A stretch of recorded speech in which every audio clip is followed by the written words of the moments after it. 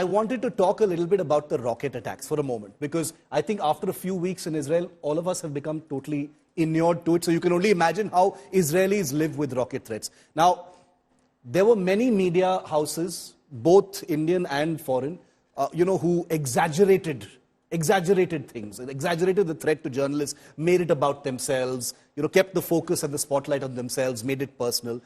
The four of us reported very objectively, because we know that the experiences of the people who are suffering and those who have lost. Gaurav, the rocket attacks, I have lost count of how many rockets we came under, but the priority for the four of us was telling the story, not turning the camera on ourselves at such times. Shiv, that's the way it should be. Yeah. We are reporters. We are not the story. Yeah. And that's exactly how we reported, all of us. And very proud of that fact. I mean, the legacy of India today is such that you report the story. Yeah, absolutely.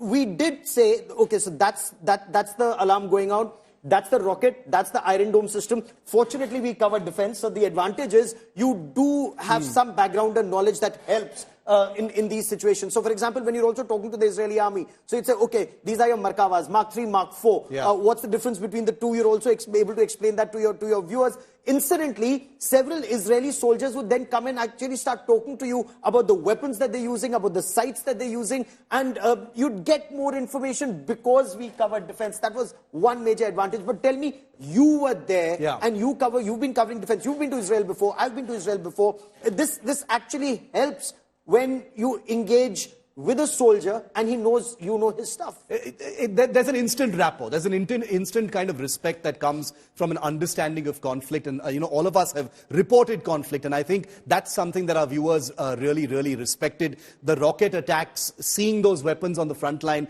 understanding that these are not toys. Yeah. These are instruments, that can cause mass casualties and death, which they, often are. But Shweta, one aspect that I wanted to get in, as we move towards the last phase of this thing is the India angle.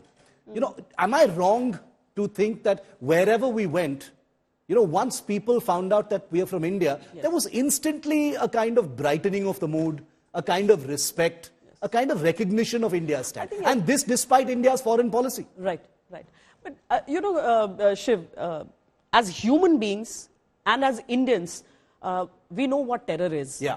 After 26/11, we know what such a terror attack as the Hamas did in parts of Israel was.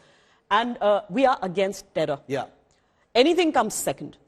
Yes, we are sensitive towards human lives. We do not want that any civilian should lose his life, let alone children and babies.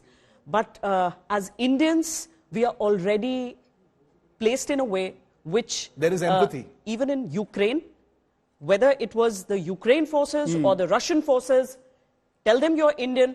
I had an advantage of my name because it's a Russian name and a Ukrainian name, Sweta. Right. So they were very open to me, though I had my experiences with detention with Gaurav Sawant, courtesy Gaurav Sawant rather, but I got a good experience which I could use in Israel.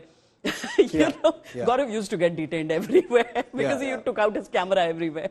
But so that was a good experience. But here, being an Indian, they knew you were against terror.